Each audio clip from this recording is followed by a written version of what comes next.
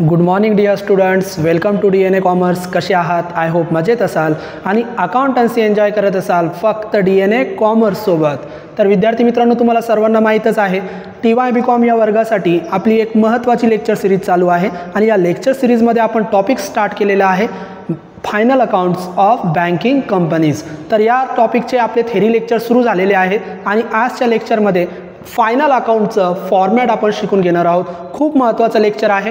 व्यवस्थित शेवटपर्यंत व्हिडिओमध्ये बनून राहा आणि समजून घ्या की फॉर्मॅट कसा आहे. कारण विद्यार्थी मित्रांनो, जर तुम्हाला फॉर्मॅट जमला तर तुमचा निम्मा प्रॉब्लेम इथं सॉल्व्ह झालेला आहे. कारण फॉर्मॅट जर जमत नसेल तर तुम्ही प्रॉब्लेम सोडू शकत नाही. म्हणून सगळ्यात अगोदर सगळ्यात महत्त्वाचं तुम्हाला फॉर्मॅट महत्त्वाचा माहीत पाहिजे आणि तो समजून घ्या. पाठ करू नका, समजून घ्या की फॉर्मॅट कसा आहे.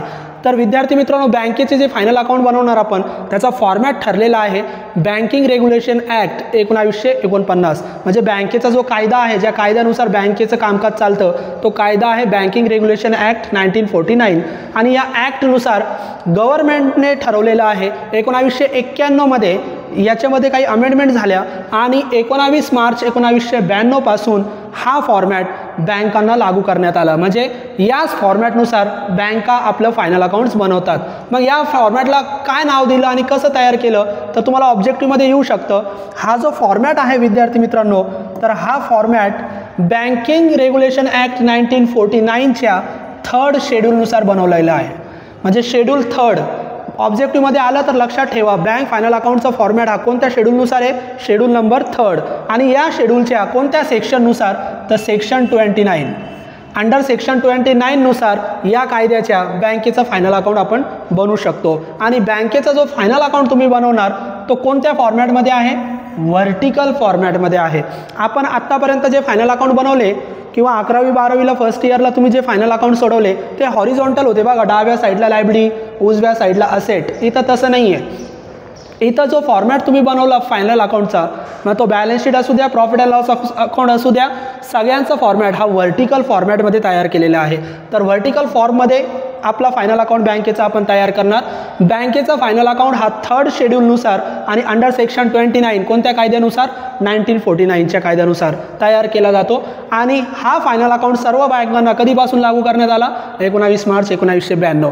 आता बँक फायनल अकाउंट म्हणजे आपल्या डोळ्यासमोर येतं बॅलन्स शीट असतं, प्रॉफिट अँड लॉस अकाउंट असतं, ट्रेडिंग अकाउंट असतं. परंतु इथं लक्षात घ्या, इथं आपल्याला ट्रेडिंग अकाउंट बनवायचं नाही आहे. या फायनल अकाउंटमध्ये, बँकेच्या फायनल अकाउंटमध्ये फक्त बॅलन्स शीट आणि प्रॉफिट अँड लॉस. तर आपल्याला बॅलन्स, आपण जनरली काय करतो, अगोदर प्रॉफिट अँड लॉस अकाउंट बनवतो आणि नंतर बॅलन्स शीट बनवतो.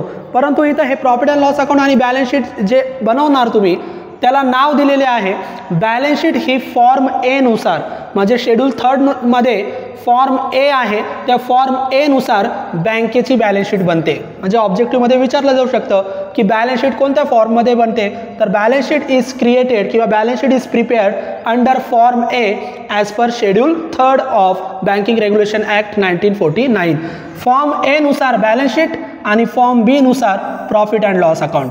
म्हणजे एक लक्षात घ्या, बँकेचं जे फायनल अकाउंट तुम्ही बनवणार, बॅलन्स शीट बनवणार फॉर्म ए मध्ये आणि प्रॉफिट अँड लॉस अकाउंट बनवणार फॉर्म बी मध्ये.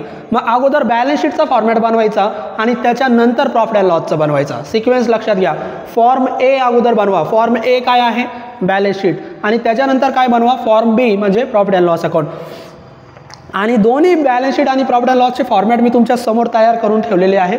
तयार याच्यासाठी केले कारण मी तुम्हाला एक्सप्लेन करू शकतो आणि आपल्याला वेळ पण वाचेल. तर तयार तुमच्या समोर आहे. आता आपण समजून घेऊ टोटल बँकेचे जे फायनल अकाउंट आहे. थेरी लेक्चरमध्ये मी तुम्हाला शिकवलेलेच आहे. बँकेच्या फायनल अकाउंटमध्ये एकूण 16 शेड्यूल आहे. किती शेड्यूल आहे? 16. आणि त्याच्यापैकी 12 शेड्यूल हे बॅलन्स शीटचे आहे. 12 शेड्यूल हे बॅलन्स शीटचे आहे आणि शिल्लक राहिलेले 4 शेड्यूल 13 ते 16 हे प्रॉफिट अँड लॉस अकाउंटचे. बघा, 1 ते 12 शेड्यूल बॅलन्स शीटमध्ये दिसतात आणि 13 ते 16 शेड्यूल कुठे दिसतात? प्रॉफिट अँड लॉस अकाउंटमध्ये. मग हे लक्षात घ्या, बॅलन्स शीटशी रिलेटेड किती शेड्यूल आहे? 12. आणि पुढचे 4 कुणाशी रिलेटेड आहे? Profit and loss account. हे थेरी लेक्चरमध्ये मी तुम्हाला शिकवलेलं आहे. आता आपण बॅलन्स शीट बघूया. बॅलन्स शीटचे कॉलम असेच बनवायचे 4 कॉलम आणि प्रॉफिट अँड लॉसचे पण 4 कॉलम बनवायचे.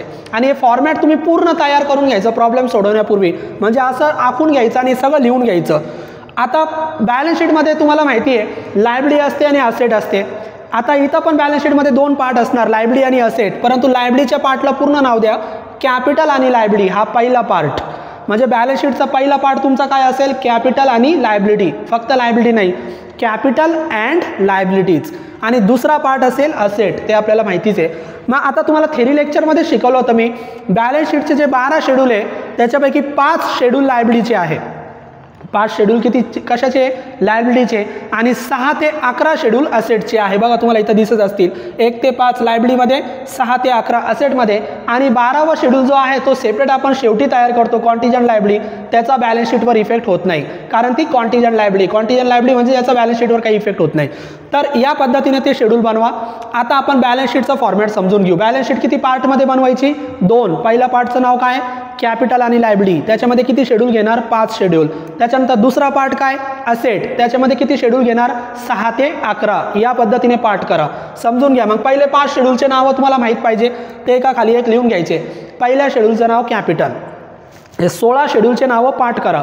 मग पहिल्या शेड्यूलचं नाव कॅपिटल, दुसरा त्याच्या खाली लगेच लिहायचं रिझर्व्ह अँड सरप्लस, तिसरा डिपॉझिट, चौथा बॉरोइंग, आणि 5वा अदर लायबिलिटी अँड प्रोव्हिजन. हे 5 शेड्यूल, पहिले 5 कशाचे आहे, लायबिलिटीचे, एका खाली एक लिहायचे आणि त्याला शेड्यूल नंबर द्यायचं. मग शेड्यूल नंबरचा एक कॉलम, याच्यानंतर विद्यार्थी मित्रांनो 2 कॉलम आहे, अमाऊंटचे काही कॉलम आहे, इथं करंट इयर आणि प्रिव्हियस इयर. आपण जेवढ्या पण अमाऊंट लिहिणार ना त्या सगळ्या इथं रेकॉर्ड करणार करंट इयरमध्ये, इथं काहीच रेकॉर्ड करायचं नाही. शेवटचं कॉलम तसंच ब्लँक सोडायचं, त्याच्यामध्ये काहीच रेकॉर्ड करायचं नाही. सर्व अमाऊंट इथंच रेकॉर्ड करा आणि टोटल पण याच कॉलमला रेकॉर्ड करा. मग पहिल्या 5 शेड्यूलचे अमाऊंट लिहायचे आणि त्याची टोटल. त्याच्यानंतर दुसरा पार्ट असेट, असेटमध्ये किती शेड्यूल सांगितले, 6 ते 11. म्हणजे बघा बॅलन्स शीटमध्ये 12 शेड्यूल, या 12 पैकी लायबिलिटीसाठी किती, 1 ते 5 असं लक्षात ठेवायचं, आणि असेटसाठी किती, 6 ते 11. म्हणजे बेसिक 11 शेड्यूल आहे, 12वा कॉन्टिजंट लायबिलिटी, याचा इफेक्ट होत नाही. मग असेटचे 11 शेड्यूल 6 पासून, मग 6 ते 11 नावं पाठ करा. 6व्याचं नाव काय बघा, cash and balance with RBI, इथं RBIचं नाव आहे. त्याच्यानंतर 7वं balance with other bank and money at call and short notice, मोठं नाव आहे, balance with other bank, money at call and short notice, हा 7वा शेड्यूल.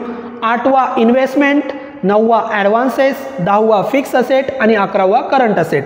11 शेड्यूल एका खाली एक लिहायचे, नंबर द्यायचं 6, 7, 8, 9, 10, 11, आणि त्याच्यानंतर टोटल. म्हणजे पहिले 5 शेड्यूल झाले टोटल, त्याच्यानंतर दुसरा पार्ट सुरू होणार असेट, 6 ते 11 लिहायचे, टोटल झालं. आणि 11ची टोटल केल्यानंतर शेवटी फक्त लिहून ठेवायचं कॉन्टिजंट लायबिलिटी 12 नंबर, त्याची टोटल वगैरे काही करायची नाही, तो टोटलमध्ये काउंट पण होत नाही.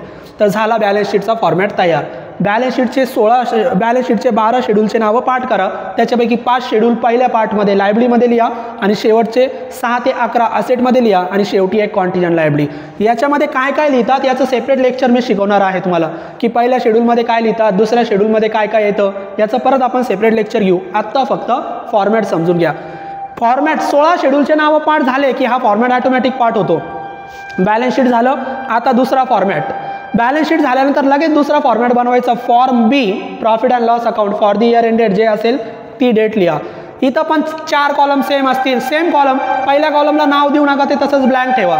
बरेच मुलं काय करतात, पहिल्या कॉलमला पर्टिक्युलर्स नाव देतात, नाव देऊ नका. आता 4 कॉलममध्ये दुसरा कॉलम शेड्यूल नंबर, तिसरा करंट इयर, चौथा प्रिव्हियस इयर. चौथा प्रिव्हियस इयर हा ब्लँक ठेवायचा, सगळ्या अमाऊंट करंट इयरमध्येच लिहायच्या, आणि टोटल सुद्धा करंट इयरमध्येच लिहायची, प्रिव्हियस इयरमध्ये काहीच लिहायचं नाही. तर आता प्रॉफिट अँड लॉसला जर व्यवस्थित बघितलं, बॅलन्स शीटला जर व्यवस्थित बघितलं, तर बॅलन्स शीट 2 पार्टमध्ये होती, प्रॉफिट अँड लॉस 4 पार्टमध्ये आहे. मग त्याच्यापैकी 4 पार्ट कोणते, 4 पार्ट पहिले लक्षात ठेवा. पहिला पार्ट इन्कम, दुसरा पार्ट एक्सपेंडिचर, तिसरा पार्ट प्रॉफिट अँड लॉस, आणि चौथा पार्ट ॲप्रोप्रिएशन. असे पार्ट करायचे. पार्ट पहिले पार्ट करा, 4 part, income, expenditure, profit and loss आणि appropriation. Income, expenditure, profit and loss आणि ॲप्रोप्रिएशन. आता पहिले जे 2 पार्ट आहे ना, इन्कम आणि एक्सपेंडिचर, त्याच्यामध्ये आपले शिल्लक राहिलेले शेड्यूल. मग मी तुम्हाला सांगितलं होतं प्रॉफिट अँड लॉसमध्ये किती शेड्यूल आहे, 13 पासून 16 पर्यंत, 13 ते 16. मग 13 आणि 14 नंबरचा जो शेड्यूल आहे तो तुमचा पहिल्या पार्टमध्ये येणार इन्कममध्ये. म्हणजे 13 आणि 14 नंबरचा शेड्यूल इन्कममध्ये लिहायचा, इंटरेस्ट अर्न आणि अदर इन्कम. त्याच्यानंतर त्याची लगेच टोटल. पहिला पार्टमध्ये फक्त 2 शेड्यूल लिहायचे टोटल. दुसरा पार्ट एक्सपेंडिचर, त्याच्यामध्ये पण शिल्लक राहिलेले 2 शेड्यूल लिहायचे. काय, इंटरेस्ट एक्सपेंडेड आणि ऑपरेटिंग एक्सपेन्सेस 15 आणि 16, म्हणून म्हणलो मी तुम्हाला 16 शेड्यूलचे नावं पाठ करा. मग 15 आणि 16, तर 15 आणि 16 नंबरचे नावं लिहिल्यानंतर 15 आणि 16 नंबरचे नावं लिहिल्यानंतर लगेच टोटल नाही करायची. एक्सपेंडिचरमध्ये अजून एक पार्ट तिथं लिहायचा, त्याला म्हणतात प्रोव्हिजन अँड कॉन्टिजन्सी. आणि प्रोव्हिजन अँड कॉन्टिजन्सीमध्ये आपण 2 ॲडजस्टमेंट सोडवतो, RDDची आणि टॅक्सची. ॲडजस्टमेंट कोणत्या सोडवायच्या त्या पण मी तुम्हाला सेपरेट शिकवणार आहेत. तर आत्ता फक्त फॉर्मॅट समजून घ्या. 15 आणि 16, इथं 13 आणि 14 लिहिल्यानंतर लगेच टोटल केली. इथं 15 आणि 16 लिहिल्यानंतर टोटल नाही करायची, अजून एक नाव लिहायचं प्रोव्हिजन अँड कॉन्टिजन्सी. त्याच्यात ॲडजस्टमेंट आपण सोडवतो RDDची आणि टॅक्सची. तर त्याला 2 लाईन सोडायची आणि टोटल करायची. प्रोव्हिजन अँड कॉन्टिजन्सीमध्ये 2 लाईन सोडायच्या आणि टोटल करायची. बघा, पहिला पार्ट झाला, दुसरा पार्ट झाला. 13-14 पहिल्या पार्टमध्ये आणि दुसऱ्या पार्टमध्ये 15-16 नंबरचं शेड्यूल आणि प्रोव्हिजन अँड कॉन्टिजन्सी झाले 2 पार्ट. पहिले 2 पार्ट शेड्यूल झाल्यानंतर शिल्लक राहिलेले 2 पार्ट आपल्याला सोडवायचे. मग शिल्लक राहिलेले 2 पार्टपैकी तिसरा पार्ट कोणता? Profit and loss. आता याच्यामध्ये 2 प्रॉफिट लिहिणार. एक, आपण हे सर्व ट्रायल बॅलन्सवरून तयार करणार, म्हणजे ट्रायल बॅलन्समध्ये प्रॉफिट दिला जातो बँकेचा. ट्रायल बॅलन्समध्ये बँकेचा जो प्रॉफिट दिला, तो ट्रायल बॅलन्समध्ये दिलेला प्रॉफिट डायरेक्ट तुम्ही कोणत्या शेड्यूलला लिहायचा नाही, तो डायरेक्ट प्रॉफिट अँड लॉसमध्ये इथं लिहायचा. प्रॉफिट अँड लॉसमध्ये हा म्हणजे ट्रायल बॅलन्सचा प्रॉफिट इथं प्रॉफिट अँड लॉसमध्ये लिहायचा. या व्यतिरिक्त एक प्रॉफिट अँड लॉस तुम्हाला शोधायचा आहे, नेट प्रॉफिट आणि नेट लॉस. तो कसा शोधायचा? तर तो नेट प्रॉफिट अँड लॉस पण इथं लिहायचा. कसा शोधायचा? ही ए आणि ही बी आपण मानू. मग इन्कमची टोटल, फॉर एक्झाम्पल, उदाहरणार्थ इन्कमची टोटल मी इथं लिहितो. उदाहरणार्थ फक्त समजण्यासाठी हे आपण खोडून देऊ.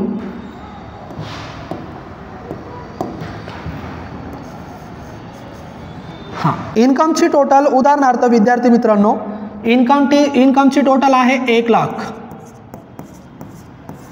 किती आहे? 1 लाख. शेवटच्या कॉलममध्ये काहीच लिहित नाही आपण. आणि एक्सपेंडिचरची टोटल आहे समजा 70,000 उदाहरणार्थ आपण घेतलं. तर काय करायचं? इन्कममधून एक्सपेंडिचरची टोटल वजा करायची. मग इन्कमची टोटल 1 लाख मधून 70,000 वजा करा. इन्कम जास्त आहे, इन्कम जास्त असेल एक्सपेन्सेसपेक्षा तर प्रॉफिट होणार, आणि इन्कम जर कमी असेल एक्सपेन्सेसपेक्षा तर लॉस होणार.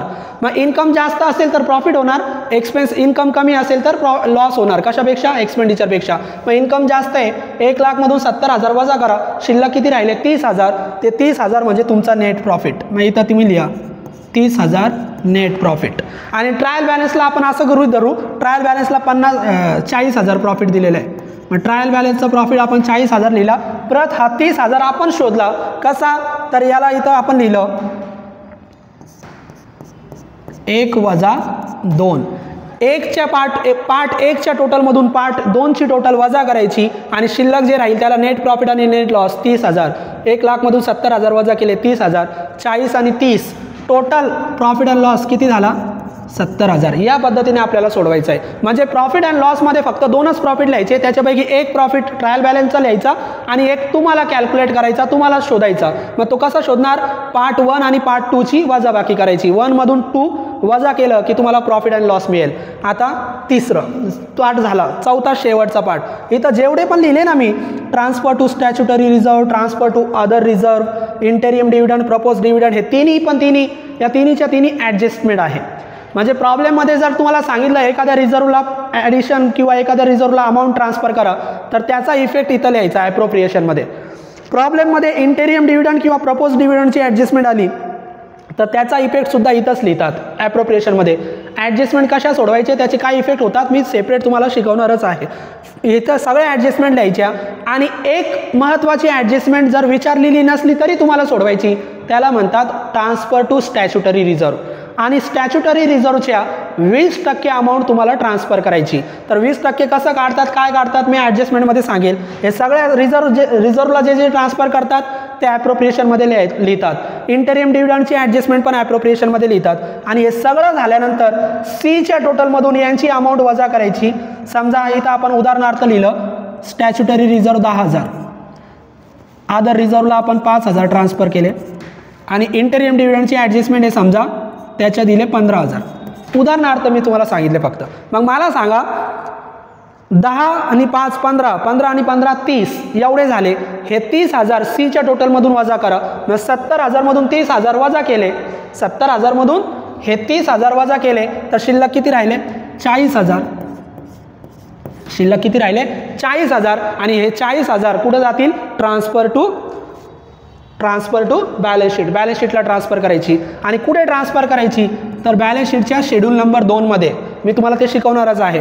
जो फरक तुमचा डी मध्ये येणार, डी मध्ये जो काही डिफरन्स येणार तर डीचा डिफरन्स, डी पार्ट ॲप्रोप्रिएशनचा डिफरन्स बॅलन्स शीटला 2 नंबर शेड्यूलला ट्रान्सफर करायचं आणि ही जी स्टॅच्युटरी रिझर्वची ॲडजस्टमेंट तुम्ही सोडवता स्वतः 20% ट्रान्सफर करतात, हे पण 2 नंबर शेड्यूललाच ट्रान्सफर करायचे बॅलन्स शीटच्या। तर मी तुम्हाला ते सेपरेट शिकवणारच आहे, फक्त फॉर्मॅट समजून घ्या। प्रॉफिट अँड लॉसमध्ये 4 पार्ट असतात। पहिला पार्ट इन्कम, त्याच्यामध्ये शेड्यूल नंबर 13 आणि 14 इंटरेस्ट अर्न आणि अदर इन्कम टोटल। त्याच्यानंतर दुसरा पार्ट एक्सपेंडिचर, त्याच्यामध्ये शेड्यूल 15 आणि 16, 15 numbers interest expended, 16 number operating expenses. लगेच टोटल नाही करायची, अजून एक घ्यायचं प्रोव्हिजन अँड कॉन्टिन्जन्सी, 2 लाईन सोडा टोटल। 2 पार्ट झाले। सीचं नाव काय profit and loss. Profit and लॉसमध्ये 2च प्रॉफिट, एक ट्रायल बॅलन्सचा प्रॉफिट आणि एक आपण शोधणार। आपण कसा शोधणार 1 - 2 इन्कम आणि एक्सपेंडिचरची वजाबाकी करणार, तर आपल्याला तो प्रॉफिट अँड लॉस मिळणार। त्याच्यानंतर डी पार्ट ॲप्रोप्रिएशनमध्ये सगळ्या ॲडजस्टमेंट येतात। कोणकोणत्या स्टॅच्युटरी रिझर्वला ट्रान्सफर करा, अदर रिझर्वला ट्रान्सफर करा, इंटरिम डिव्हिडंड, प्रपोज डिव्हिडंड, या सगळ्या ॲडजस्टमेंटचे इफेक्ट ॲप्रोप्रिएशनला लिहितात आणि शेवटी ते सीच्या टोटलमधून वजा करतात आणि जो काही बॅलन्स येतो तो बॅलन्स आपण कुठे ट्रान्सफर करतो बॅलन्स शीटला आणि बॅलन्स शीटच्या कोणत्या शेड्यूलला 2 नंबरच्या, ते मी पुढे शिकवणारच आहे। तर या पद्धतीने प्रॉफिट अँड लॉसचा फॉर्मॅट तयार करतात। म्हणजे 16 शेड्यूल तुम्ही पाठ करायचे, 16 पैकी 12 शेड्यूल बॅलन्स शीटला लिहायचे। बॅलन्स शीटला लिहित असताना 12 शेड्यूल लिहित असताना पहिले 5 लायबिलिटीमध्ये लिहायचे, 6 ते 11 ॲसेटमध्ये लिहायचे, त्याच्यानंतर 12वा सेपरेट। त्याच्यानंतर शिल्लक राहिलेले 4 कुठे लिहायचे प्रॉफिट अँड लॉस 13 ते 16। मग 13 ते 16 पैकी 13 आणि 14 इन्कममध्ये, 15 आणि 16 एक्सपेंडिचरमध्ये आणि 16 एक्सपेंडिचरच्या नंतर अजून प्रोव्हिजन अँड कॉन्टिन्जन्सी पण घ्यायचं। झालं 15 आणि 16 शेड्यूल संपले। हे 2 पार्ट तुम्हाला स्वतःला सोडवायचे। प्रॉफिट शोधायचं, ट्रायल बॅलन्सचा प्रॉफिट इथं लिहितात आणि एक प्रॉफिट आपण शोधणार, तो आपण इथं इन्कम मायनस एक्सपेंडिचर करून शोधणार। ॲप्रोप्रिएशनमध्ये सगळ्या ॲडजस्टमेंट येतात आणि शेवटी जो डिफरन्स आला तो बॅलन्स शीटला ट्रान्सफर करतात। तर या पद्धतीने विद्यार्थी मित्रांनो बॅलन्स शीट आणि प्रॉफिट अँड लॉसचा फॉर्मॅट तुम्हाला प्रॉब्लेम सोडवण्या अगोदर म्हणजे वर्किंग नोट सोडवण्या अगोदर तयार करून ठेवायचा। म्हणजे एका पेजवर बॅलन्स शीटचा फॉर्मॅट तयार करा, एका पेजवर प्रॉफिट अँड लॉस तयार करा आणि त्याच्यानंतर सोडवा वर्किंग नोट। किती वर्किंग नोट सोडवायचे आहेत तर टोटल 16 शेड्यूल आहे, तर 16 वर्किंग नोट्स किंवा एखादी वर्किंग नोट्स आपण कॉन्टिजंट लायबिलिटीची नाही बनवायची, समजा 15 वर्किंग नोट आपल्याला सोडवायचे आहे। मग पहिले हे 2 फॉर्मॅट तयार करून घ्यायचे आणि त्याच्यानंतर 15 वर्किंग नोट आपण सोडवणार आणि प्रत्येक वर्किंग नोटची जो टोटल आली, समजा 1 नंबरची वर्किंग नोट सोडवली कॅपिटलची टोटल 4 लाख, लगेच इथं लिहून टाकायचं 4 लाख कॅपिटल समोर। समजा तुम्ही 4 नंबरची वर्किंग नोट सोडवली कोणती बॉरोइंगची टोटल तुमची वर्किंग नोटमध्ये आली 2 लाख, लगेच बॉरोइंगच्या समोर लिहायची 2 लाख। म्हणजे इथं फक्त अमाऊंट रेकॉर्ड करायची, सर्व वर्किंग नोटमध्ये सोडवायचं आहे आणि इथं फक्त त्या वर्किंग नोटची टोटल अमाऊंट इथं तुम्हाला फॉर्मॅटच्या समोर शेड्यूल नंबरच्या समोर लिहायची आहे। तर या पद्धतीने आपण फॉर्मॅट तयार करू शकतो आणि फॉर्मॅट सोडू शकतो। तर फॉर्मॅट तयार करताना परत मी सांगतोय बॅलन्स शीटमध्ये 12 शेड्यूल तयार करायचे आणि प्रॉफिट अँड लॉसमध्ये शिल्लक राहिलेले 4 शेड्यूल। या पद्धतीने डोक्यात लक्षात ठेवा, म्हणजे तुम्ही कधी अडकणार नाही। मग बॅलन्स शीटमध्ये 12 शेड्यूल, त्याच्यापैकी पहिले 5 लायबिलिटीमध्ये आणि शिल्लक राहिलेले 6 ते 11 असेटमध्ये आणि 12वा शेवटी। त्याच्यानंतर 13 आणि 14 इन्कममध्ये, 15 आणि 16 एक्सपेंडिचरमध्ये, या व्यतिरिक्त प्रोव्हिजन अँड कॉन्टिन्जन्सी। झाले 2 पार्ट। तिसरा profit and loss 2 profit, trial बॅलन्सचा प्रॉफिट आणि एक आपण शोधणार इन्कम मायनस एक्सपेंडिचर आणि ॲप्रोप्रिएशनमध्ये काय सगळ्या ॲडजस्टमेंट आणि शिल्लक राहिलेला डिफरन्स कुठं ट्रान्सफर करायचा बॅलन्स शीटला। खूप सोपं आहे विद्यार्थी मित्रांनो, फक्त फॉर्मॅट पाठ करा आणि फॉर्मॅट पाठ करण्यासाठी हे टोटल किती शेड्यूल आहे, टोटल 16 शेड्यूल आहे, प्रत्येकाने पाठ करा। परत एकदा एका मिनिटात 16 शेड्यूलचे नावं। पहिला शेड्यूल कॅपिटल, पहिले 5 कुठे लिहिणार लायबिलिटीमध्ये, पहिला कॅपिटल, दुसरा रिझर्व अँड सरप्लस, तिसरा डिपॉझिट, चौथा बॉरोइंग, 5वा अदर लायबिलिटी अँड प्रोव्हिजन। झाली लायबिलिटी टोटल करून टाका। 6 ते 11 असेट, मग असेट नाव द्यायचं आणि 6 ते 11 6व्याचं नाव काय cash and balance with RBI शब्द लक्षात घ्यायचा फक्त। 7वं काय balance with other bank, RBI सोडून इतर बँका सगळ्या 7 मध्ये। Money at call and short notice. 8वं काय इन्व्हेस्टमेंट, 9वं ॲडव्हान्सेस, 10वं फिक्स असेट, 11वं अदर असेट। 11 झाले टोटल करा आणि 12 नंबर कॉन्टिजंट लायबिलिटी सेपरेट। त्याच्यानंतर प्रॉफिट अँड लॉसमध्ये 4 part, income, expenditure, profit and loss आणि ॲप्रोप्रिएशन। मग इन्कममध्ये 13 नंबर आणि 14 नंबर। 13 नंबर शेड्यूलचं नाव इंटरेस्ट अर्न आणि 14 नंबर अदर इन्कम टोटल। त्याच्यानंतर एक्सपेंडिचरमध्ये शिल्लक राहिलेले दोन, 15 नंबर आणि 16 नंबर. 15 नंबरचं नाव काय, इंटरेस्ट एक्सपेंडेड, आणि 16 नंबर ऑपरेटिंग एक्सपेन्सेस. तर हे लिहायचं आणि त्याच्या व्यतिरिक्त प्रोव्हिजन अँड कॉन्टिजेन्सी टोटल. त्याच्यानंतर तिसरा part profit and loss, 2 profit शोधायचे, एक प्रॉफिट ट्रायल बॅलन्सचा लिहायचा, एक आपण शोधणार. डी ॲप्रोप्रिएशनमध्ये सगळ्या ॲडजस्टमेंट रिझर्वच्या आणि डिव्हिडंडच्या. त्या व्यतिरिक्त शिल्लक राहिलेला जो काही डिफरन्स असेल तो तुम्ही बॅलन्स शीटला ट्रान्सफर करणार. या पद्धतीने तुम्ही फॉर्मॅट तयार करा. एकदा फॉर्मॅट तयार झाले की वर्किंग नोट राहिल्या, वर्किंग नोट कशा सोडवायच्या त्या मी तुम्हाला पुढच्या लेक्चरला शिकवेल की पहिल्या वर्किंग नोटमध्ये काय येतं, दुसऱ्यामध्ये काय येतं, तिसऱ्यामध्ये काय येतं, सर्व डिटेलमध्ये मी तुम्हाला विद्यार्थी मित्रांनो शिकवणार आहे. म्हणून तुम्ही काय करायचं, फक्त या लेक्चर सिरीजला प्रॉपर फॉलो करा. लेक्चर 1 पासून शेवटच्या लेक्चरपर्यंत, म्हणजे मध्येच बघायचं नाही.